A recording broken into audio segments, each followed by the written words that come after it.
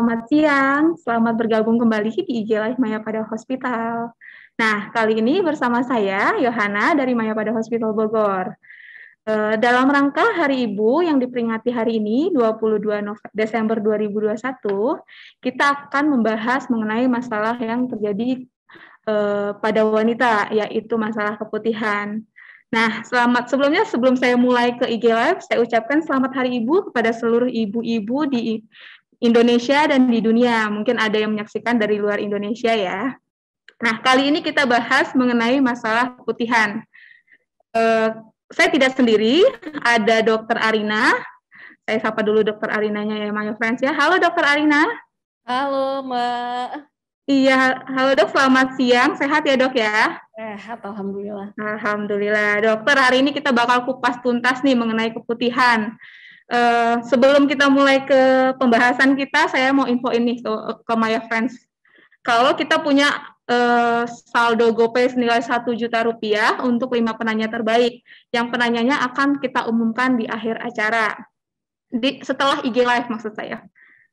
Nah, dalam rangka Hari Ibu ini, kita juga memiliki beberapa paket promo yang bisa Maya Friends cek juga di highlight-nya Mayapada Hospital. Nah, saya kembali lagi ke Dokter Arina, Dokter Arina, ya. Nah, Maya Friends, Dokter Arina ini merupakan dokter spesialis obgyn dan ginekologi di Mayapada Hospital Bogor. Nah, beliau ini bisa melakukan tindakan persalinan dengan berbagai metode ya, Dok ya? Iya. Iya, mulai dari persalinan normal dengan ILA ya, Dok ya, dengan minimal nyeri. Iya, dan persalinan sesar dengan metode IREX juga ya Dok, yang sekarang lagi hit. Yang lagi hit banget ya. Iya. Nah, kita balik lagi nih Dok ke topik kita yang akan kita bahas hari ini mengenai keputihan Dok. Nah, keputihan ini kan sudah sering banget ya dihadapi seluruh wanita. Mungkin semua wanita mungkin sudah pernah mengalami keputihan ya. Nah, saya juga pernah nih Dok. Keputihan itu apa sih Dok sebenarnya Dok? Dan kapan keputihan itu kita harus waspadai? Jadi sebenarnya keputihan itu ada yang normal. Jadi semua orang itu pasti pernah mengalami keputihan. Nah, tapi keputihan yang normal itu gimana sih? Keputihan yang normal itu biasanya warnanya seperti putih telur. Terus tidak berbau, tidak gatal, dan jumlahnya tidak terlalu banyak. Jadi normalnya itu bisa sekitar 1-4 mili. Nah, sementara keputihan itu bisa juga ada kalau misalnya kita kecapean, mid cycle, sebelum mens, atau sehabis mens, atau kita lagi stres. Tapi kalau misalnya keputihannya berubah warna, jadi gatal atau bau, ya itu udah ada infeksi tambahan jadinya.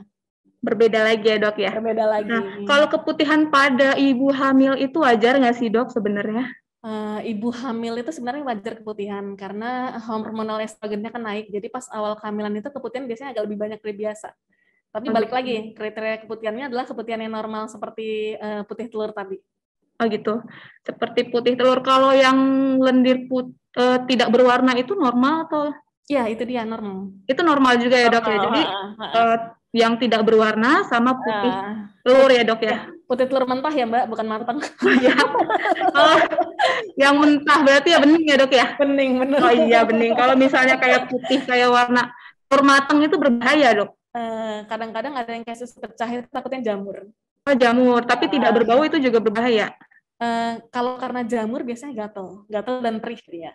Begitu. Jadi dikatakan tidak normalnya itu jika ada baunya, terus gatal juga ya Dok ya. Ya, dan warnanya berubah. Warnanya berubah. Karena jumlahnya kadang-kadang banyak banget jadinya, jadi mulai mengganggu. Nah, kalau misalnya putihnya putih kuning telur putih telur yang sudah matang tapi tidak berbau, biasanya masih kita observasi dulu. Masih kalau ternyata dia nggak mengganggu sih nggak masalah. Oh nggak masalah ya Dok. Nah, penyebab keputihan itu kan tadi kata dokter dari pikiran ya, stres ya Dok ya. Kalau misalnya dari makanan bisa nggak sih Dok? Makanan sih biasanya jarang. Jadi jarang ya. Paling sering ditanya pasien itu adalah, Dok, timun bikin keputihan sih? Iya, katanya kalau timun, iya nggak sih Dok? Kalau timun itu sih mitos ya. Oh mitos ya. Jadi nggak ada hubungannya timun sama keputihan ya Dok ya? Kalau timun bikin keputihan, timun nggak laku semua jadinya. Iya sih Dok. Nah, dokter udah banyak banget pertanyaan yang muncul di kolom komen. Nah, tadi pagi itu saya cek itu sudah 122 komen. Kita sudah pilih beberapa pertanyaan. Sebentar ya dok ya. Hmm.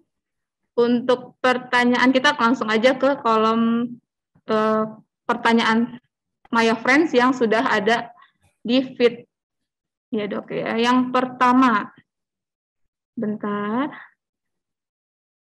dari Fashi Farihah.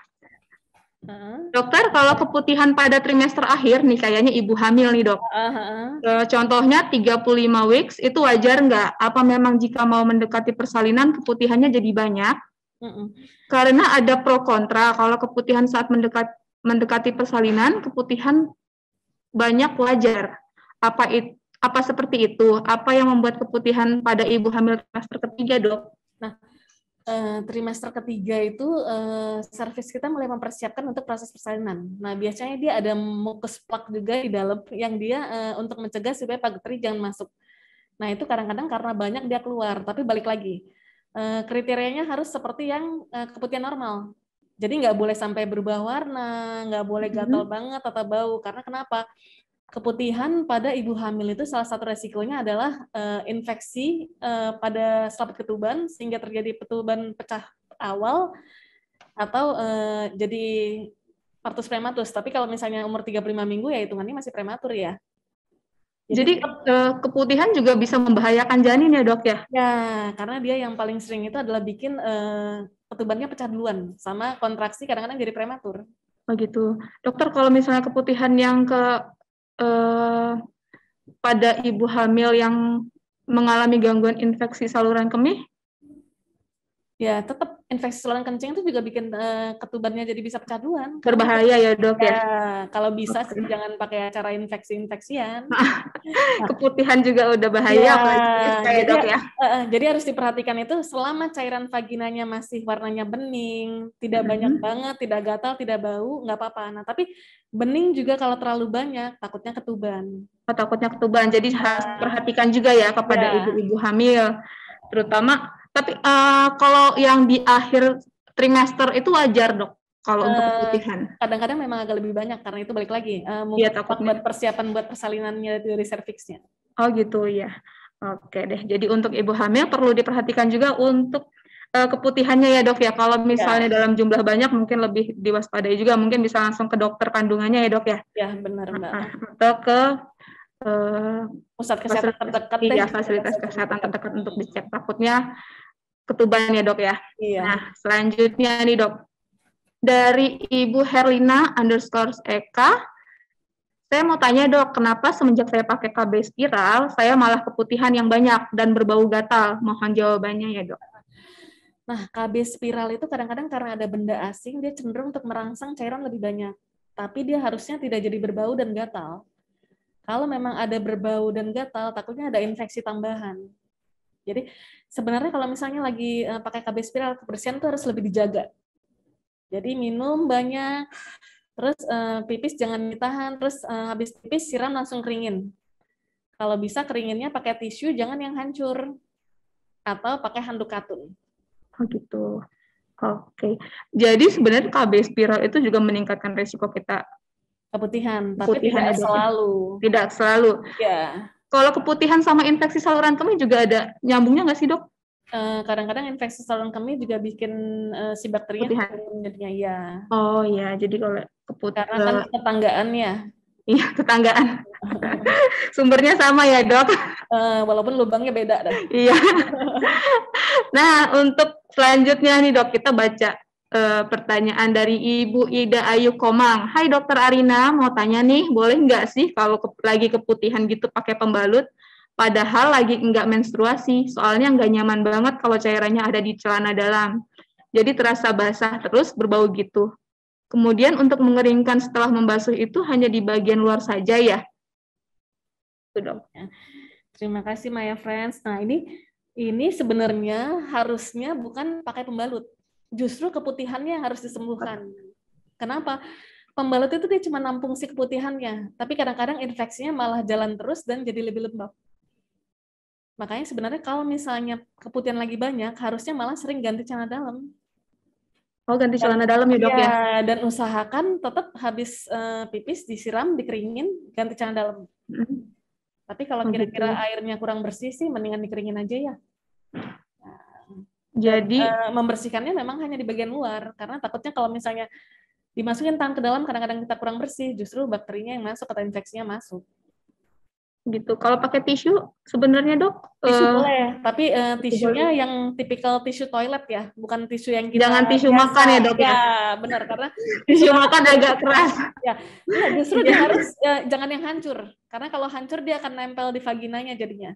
Oh gitu dok. Jadi dia Iya ya bukan dok tisu ya. toilet biasa. Iya. Takutnya kan apa namanya ya? Kalau tisu yang lembut itu suka ada Ada serpihan bagian kayak yang nggak bersih. debu-debunya gitu Ya, ya dok ya. ya. Nah selanjutnya, oh ya, selanjutnya dari Yurbiang. Bentar dok, Yurbiang. Halo dokter, saya mau tanya. Keputihan sering menyebabkan gatal pada area kewanitaan. Jika digaruk, saya khawatir bisa terjadi iritasi dan menempelnya kuman-kuman. Adakah cara yang aman untuk mengatasi gatal karena keputihan, dok? Misalnya obat atau sejenis salep. Mohon penjelasannya ya, dok. Nah, kembali lagi Bu, si keputihannya itu karena jamur apa karena bakteri? Sebenarnya harusnya sih jangan digaruk. Kenapa? Kalau digaruk takutnya malah benar infeksinya masuk ke dalam. Nah, caranya sebenarnya awalnya itu habis pipis siram langsung keringin, jaga jangan lembab. Jadi menjaga organ kewanitaan. Jangan lembab. Ya, dok. Dan kalau misalnya ternyata karena jamur, si ibunya bisa coba dengan minum yogurt. Atau yogurt dipakai buat cebok, tapi yogurtnya jangan yang pakai pemanis, yogurt murni. Nah, tapi kalau karena bakteri, dia kadang-kadang nggak hilang. Jadi balik gitu. lagi, penyebabnya apa? Bakteri, jamur, atau apa? Karena salepnya juga beda jadinya. Obatnya juga beda. Makanya kalau kita udah bingung nih, pasien bolak-balik, misalnya kok keputihannya nggak sembuh, akhirnya kita periksa sekret. Sekret vagina itu berarti diambil cairan vaginanya, kita periksain ke lab, kita lihat kumannya apa. Nah, kadang-kadang itu bisa coincidence, jadinya ada bakterinya, ternyata ada jamurnya juga. Oh gitu. Kalau misalnya keputihan karena bakteri dan jamur itu sama ya dok ya? Gejala-gejalanya misalnya tanda-tanda warna keputihan Beda. juga Jadi, sama. kalau bakteri itu dia cenderung seperti susu pecah. Sorry. Sudah. Kalau jamur dia cenderung seperti susu pecah.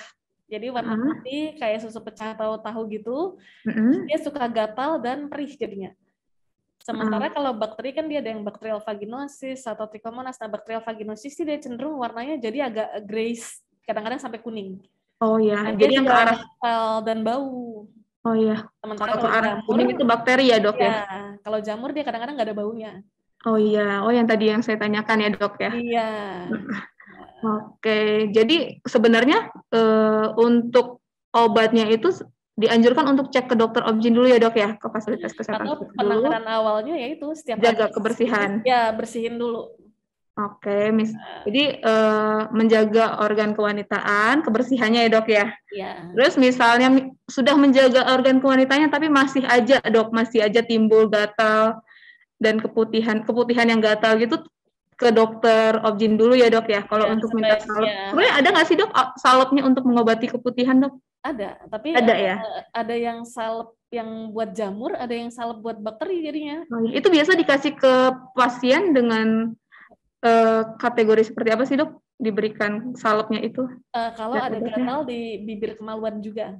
Oh Jadi gitu. kalau misalnya dalam vagina, biasanya kita kenal kasihnya obat minum atau obat yang dimasukin ke dalam. Oh, jadi kalau gatalnya itu sebenarnya ada di dalam vagina juga. Sebenarnya Saya yang lebih nggak bisa berasa membayangkan. sebenarnya yang lebih berasa sih justru di bibirnya, Di bibir. di Oh bibir iya. vaginanya. Jadi kalau yang di dalam tuh beda lagi ya dok? Ada beberapa yang memang ada gatal juga di dalam, tapi lebih Dalam. sering sih di bibir, cuman biasanya disertai keputihan juga. Oh gitu. Oke. Oke, ke pertanyaan selanjutnya. Dari Hana.Harad. Halo Maya pada Hospital dan Dokter Arina, izin bertanya. Apakah keputihan juga dialami oleh orang yang menopause, dok? Pertanyaannya menarik nih, dok. Iya. Jadi kadang-kadang kita ngeliat kan orang menopause kenapa sih lebih gampang keputihan? Keputihan itu kadang-kadang berhubungan dengan hormonal estrogen. Jadi estrogen itu juga dia membuat keluar cairan yang untuk melumasi si vaginanya. Sementara kalau menopause estrogen kan turun. Nah, estrogen turun tuh kadang-kadang vagina juga jadi lebih kering. Nah, vagina lebih kering itu kadang-kadang jadi lebih gampang iritasi dan lebih keputihan jadinya. Makanya memang benar-benar harus ya gaya hidup sehat deh. Pokoknya minum ya 1,5 sampai 2 liter satu hari, jangan nahan pipis lama-lama. Habis pipis siram langsung keringin. Jangan basa-basa pakai celana dalam, terus ya usahakan bersih daerah kemaluan. Oke, kembali lagi. Satu lagi saya lupa. Apa, Dok? Cebok itu biasain dari depan ke belakang. Dari depan ke belakang. Jadi dari arah vagina ke arah anus. Oh gitu. Oke. Iya sih.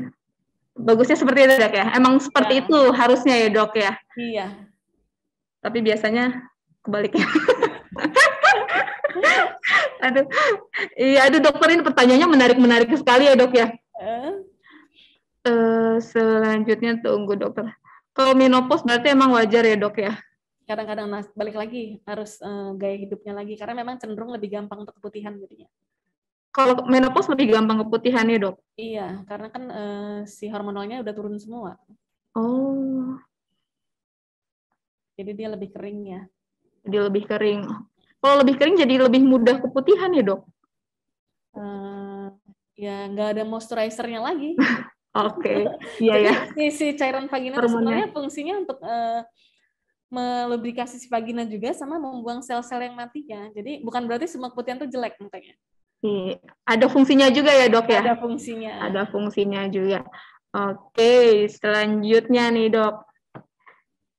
Banyak banget pertanyaannya, Dok. Dari Ninut Kentang. Halo Dok Arina, mau izin bertanya, apakah amankah menggunakan panty liner dan pembersih kewanitaan setiap hari, Dok? Nah, iya, Dok. Iya tuh.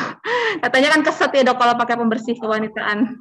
Nah, sebenarnya vagina kita sendiri tuh udah ada bakteri penjaganya.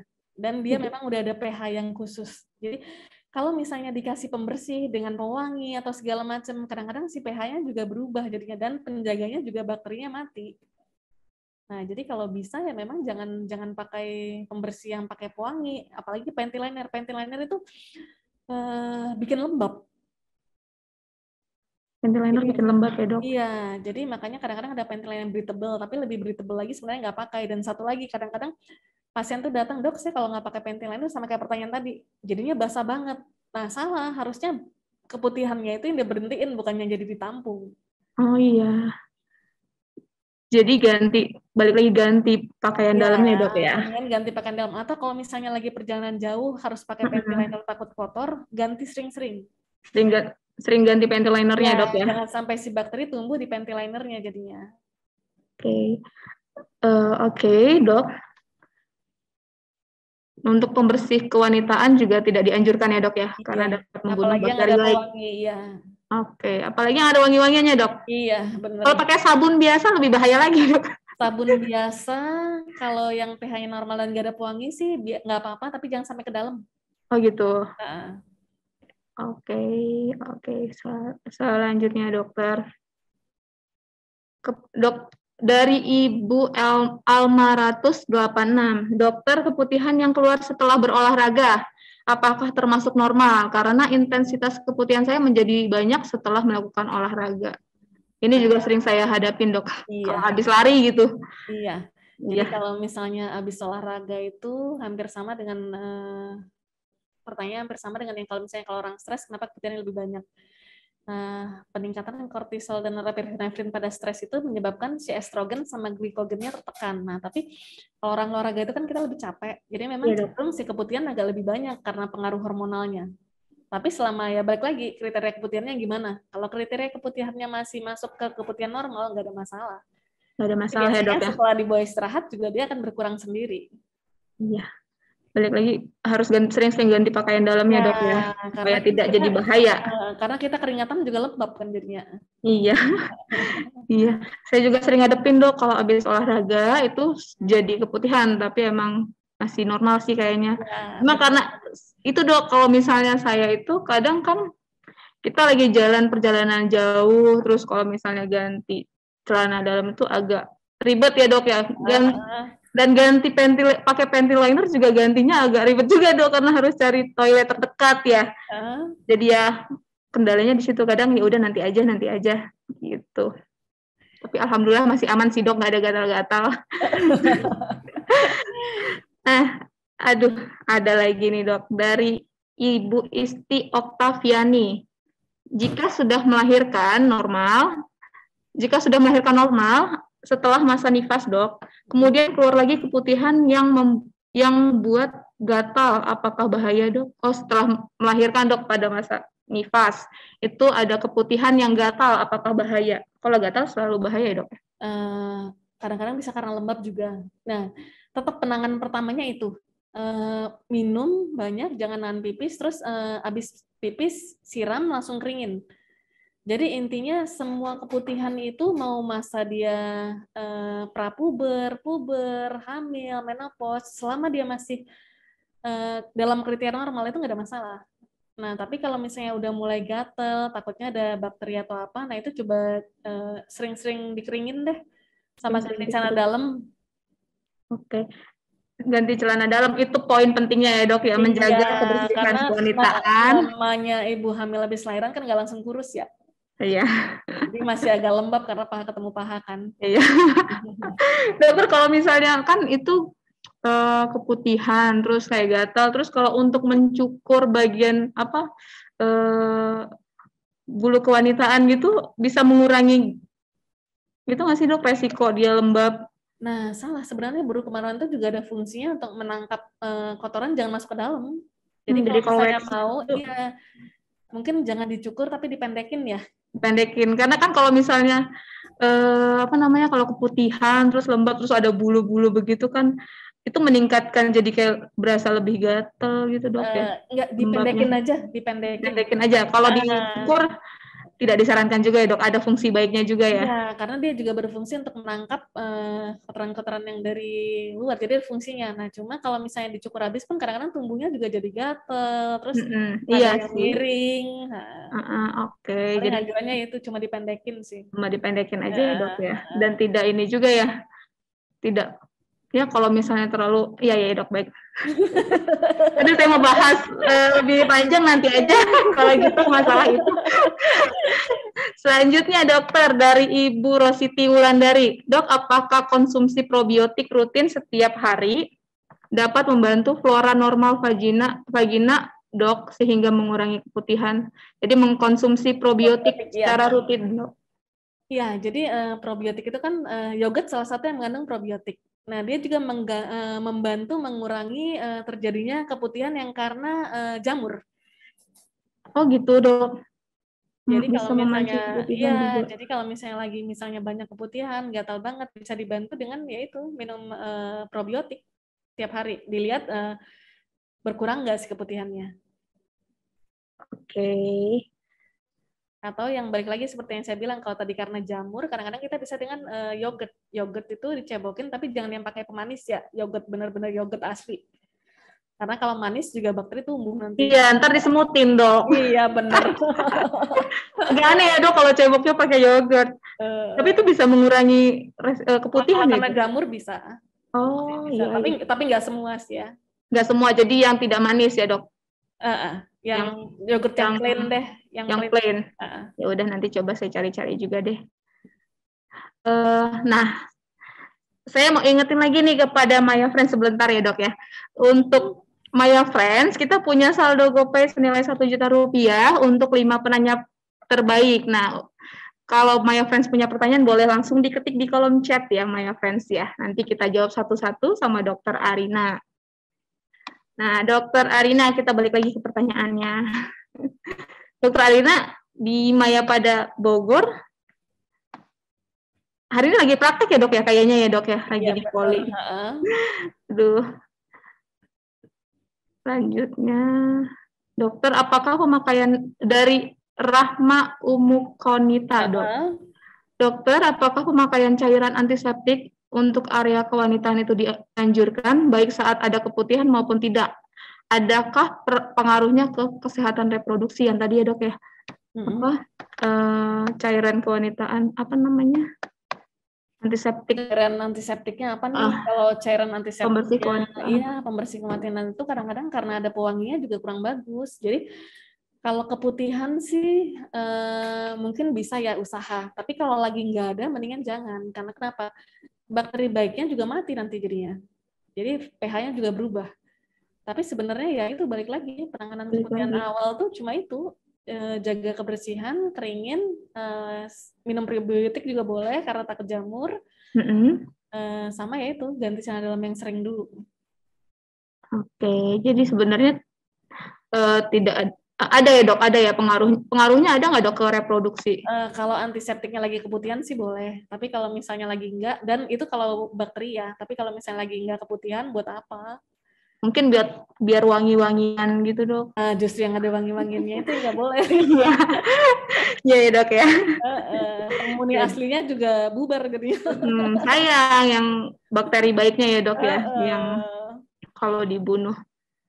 Oke. Bentar dok. Dari KRNHM7, apa ada rekomendasi makanan dan vitamin supaya tidak keputihan yang berlebihan saat hamil dok? Nah ini kembali lagi ke keputihan pada ibu hamil ya dok ya. Kayaknya itu masalah yang sangat sering yang selalu dihadapi ibu hamil mungkin ya dok ya. Secara khusus sih nggak ada, tapi kalau misalnya memang mau yaitu minum yang ada probiotiknya sama vitamin C. Vitamin C juga dianjurkan ya dok. Tapi kan kalau untuk ibu hamil, tapi mungkin vitamin C yang dianjurkan sama dokter obginya ya dok ya. Jadi tidak semua vitamin C. Karena dia meningkatkan kekebalan tubuh juga kan. Kalau untuk ibu hamil itu kan biasanya masalah yang sering terjadi itu keputihan sama ISK ya dok ya. Iya.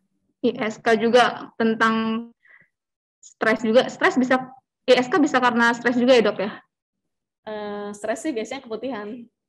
Karena dari stres keputihan. Tapi kalau karena stresnya jadi lupa minum, ya iya. Iya, jadi sebenarnya ibu hamil tuh bukan ibu hamil aja sih, semuanya juga harus banyak minum ya dok ya?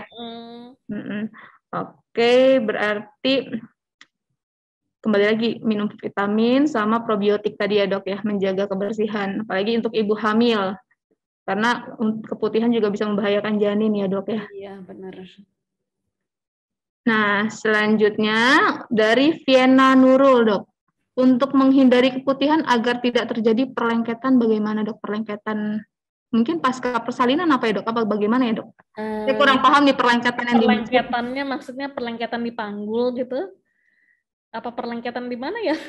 Ada sih beberapa keputihan yang memang yang disebabkan oleh chlamydia, dia bisa bikin jadi infeksi radang panggul. Nah, infeksi radang panggul itu yang kadang-kadang bikin jadi perlengketan yang akhirnya sulit untuk punya anak jadinya.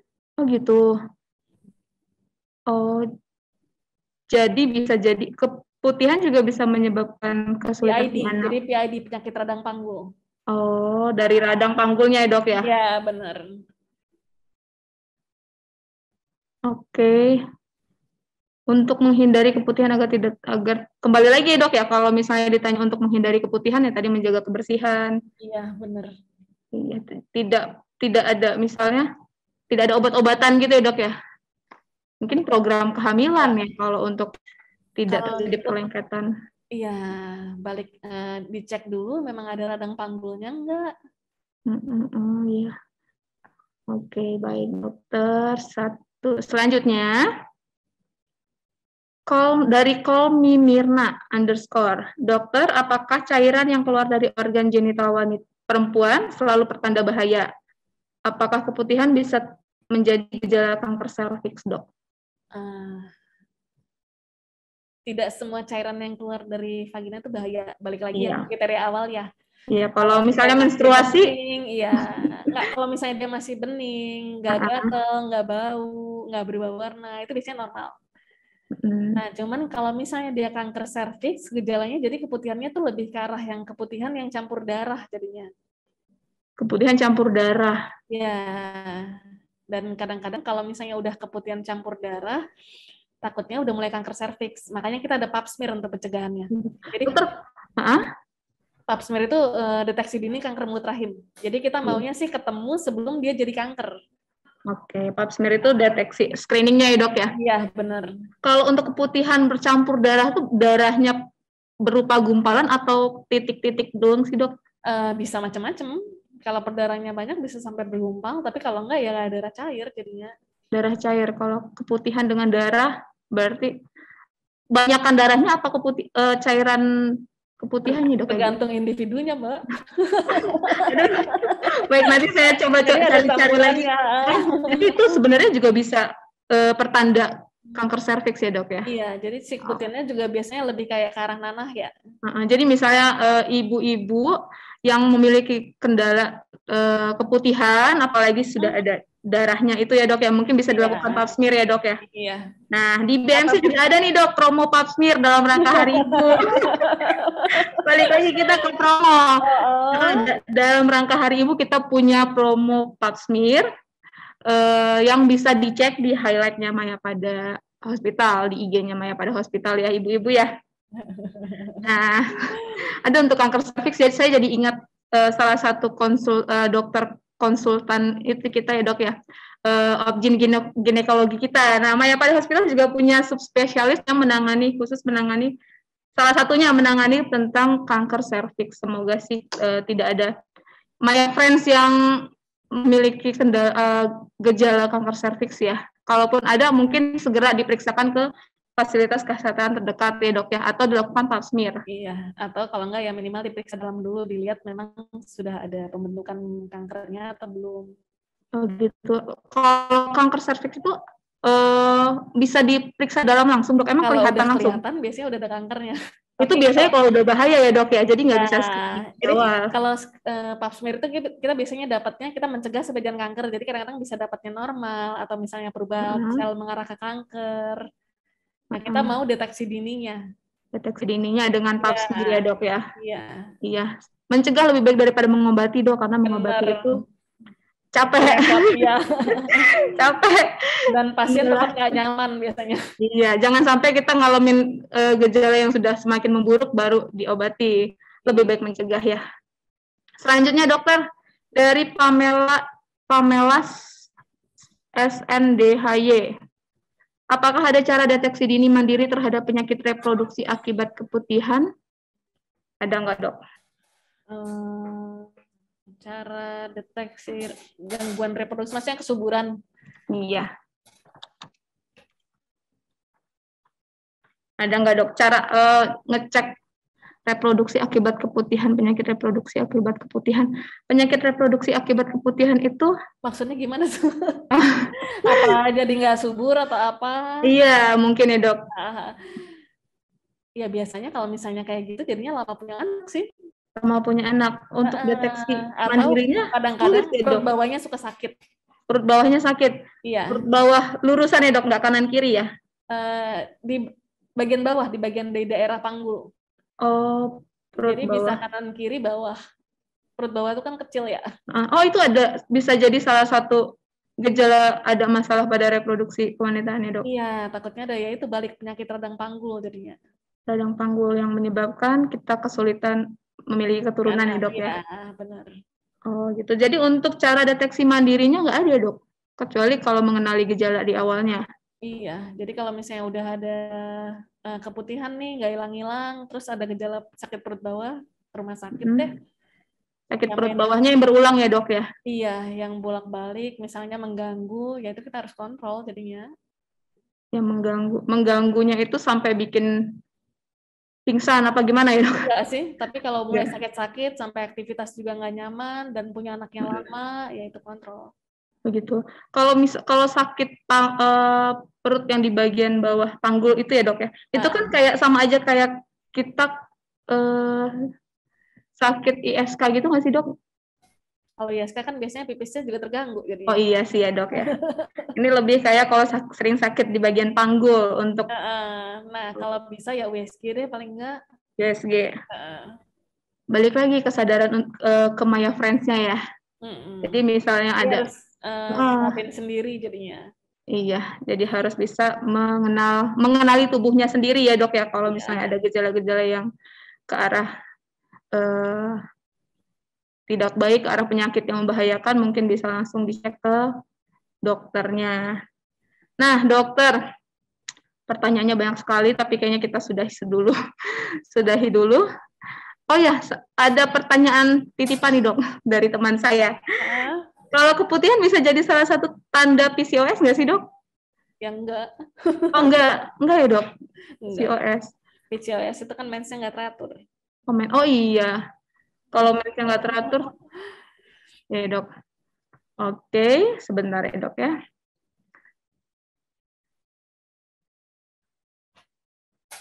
Oke, kalau keputihan dibiarkan terus, dok, apakah bisa terjadi suatu keganasan, dok? Kalau misalnya ini keputihan gatal, terus berbau tapi dibiarkan, itu bisa jadi suatu keganasan nggak sih, dok? Yang awalnya normal, terus kayak dia kurang menjaga kelembapan, kebersihan organ kewanitaan, terus bisa menyebabkan keganasan nggak, dok, kayak gitu?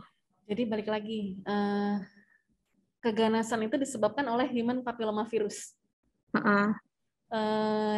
Sementara kalau kita ketemu nih pasien nih misalnya dia vaksin itu sendiri kadang-kadang si keputihannya jadi berkurang. Nah, tapi kalau keputihannya karena infeksi bakteri, kemungkinan terjadi keganasannya sih kecil. Karena balik lagi ya, penyebab kanker rahim itu virus, dia bukan bakteri. Virus, bukan bakteri. Oh iya. Beda lagi ya dok, kan tadi keputihan ada dua ya, karena jamur sama bakteri. Ya, sama parasit lagi ya. Nah, ada beda lagi nih kalau misalnya kalau dia diserangnya kanker serviks kena dari virus. Salah satu gejala kanker serviks itu bisa jadi keputihan yang disertai sama darah. Ya, makanya kadang-kadang kalau kita mau pap smear, kita juga bisa hybrid capture, cek ada DNA virus HPV-nya enggak. Oh gitu. Di BMC bisa ya dok? Di Bogor? Di Mayapada Bogor bisa? Belum bisa ya dok? Oke. Nanti kita bisa-bisain. Nanti kita ajuin. Nanti kita bisa-bisain. Oke dokter. Jadi kalau keputihan dengan kanker serviks itu berarti nyambungnya kalau dia ada darahnya saja ya dok ya? Kalau di darah dan keputihannya memang karena HPV ya. HPV ya. Nah kalau setelah pap smear kan tuh biasanya kalau hasilnya normal itu dianjurkan untuk vaksin ya dok? Iya vaksin. Kalau sudah vaksin CA cervix, itu peluang tidak akan terkenanya itu 100% apa bagaimana ya dok? Enggak, masih ada kemungkinan juga terkena. Ada kemungkinan sekitar 30-an% untuk tetap kena dengan vaksin yang kita ada sekarang kan quadrivalent masih. Sekarang itu udah ada vaksin yang sampai berapa tipe virus ya, tapi kayaknya belum masuk ke Indonesia deh. Oh baru. Saya nggak tahu nih udah masuk apa belum. Jadi memang harganya lumayan. Harganya lumayan. Jadi sebenarnya biarpun kita sudah vaksin, tetap aja kemungkinan itu masih ada 30% ya dok ya? Iya. Besar juga, tapi lebih baik vaksin karena mengurangi resikonya. Ya, karena itu yang penyebab paling banyaknya kan virus yang tipe itu yang kita pakai untuk vaksin itu. Oh iya. Yang 16 dengan 18. Oh iya. Jadi Maya Friends, kita juga punya nih promo untuk vaksin CA cervix-nya dokter. Kita punya promo dalam rangka Hari Ibu juga. Jadi ada beberapa promo. Untuk Mayapada Hospital Bogor, kita ada promo untuk tindakan pap smear-nya, sama untuk vaksin CA cervix-nya dok. Nah, mungkin itu aja dokter ya, pertanyaannya banyak banget. Topiknya menarik kayaknya. Iya, topiknya menarik karena banyak banget saya baca-baca, aduh. Karena keputihan itu semua wanita mungkin ya dok ya. Dokter pernah kan pastinya juga. Kayaknya semua wanita pasti pernah mengalami keputihan. Cuma gimana kita mengenali keputihan yang normal sama tidak normal. Oke, dokter. Ada pesan penutup nggak dok dari dokter Arina terkait kesehatan reproduksi wanita dan juga keputihannya dok? Jadi Maya Friends, kalau bisa mungkin memang kebersihan hygiene alat genitalia vagina itu dijaga. Jadi sebenarnya yang paling gampang itu yaitu minum, jangan suka nahan pipis lama, habis pipis siram langsung keringin, jangan sering pakai panty liner. Jadi kalau bisa memang kalau celana basah ya ganti celana. Atau kalau misalnya terpaksa pakai panty liner pun sering ganti panty linernya. Dan jaga supaya jangan lembab. Jangan sampai lembab ya dok ya. Iya. Kalau ibu kerja berarti harus banyak-banyak bawa celana dalam dong dok kayak gitu. Sebenarnya kalau celana dalamnya nggak basah kan enggak ya. Tapi kalau misalnya kalau celana dalamnya jadi basah karena cairannya banyak baru diganti. Kalau nggak basah kering ya nggak perlu. Oh gitu. Pulang ya. Oke, jadi untuk Maya Friends mungkin lebih banyak stok celana dalam yang memiliki masalah tentang keputihan ya dok ya. Satu lagi bahannya kalau bisa katun. Oh bahannya katun. Ya. Oke, itu Maya Friends bahan untuk celana dalam yang baik bahannya katun. Nah, Maya Friends tidak terasa sudah 50 menit kita berbincang. Dokter Arina terima kasih sudah menjawab semua pertanyaan Maya Friends. Sampai ketemu untuk topik selanjutnya ya dok ya. Iya, my friends, terima kasih atas partisipasinya sudah mengikuti IG Live kita hari ini. Tidak terasa hampir 1 jam kita ngobrol-ngobrol santai dengan Dr. Arina. Nah, jangan lupa jaga kesehatan, jaga kebersihan organ kewanitaan kita dengan yang tadi kata Dr. Arina ya, menjaga pola pikir juga ya dok ya dari stres ya. Iya benar. Menjaga pikiran, makanan, terus menjaga organ kewanitaan supaya tetap bersih dan kering. Nah demikian untuk IG Live hari ini. Sampai ketemu di IG Live selanjutnya. Salam selangkah lebih sehat bersama Maya pada Hospital. Dadah.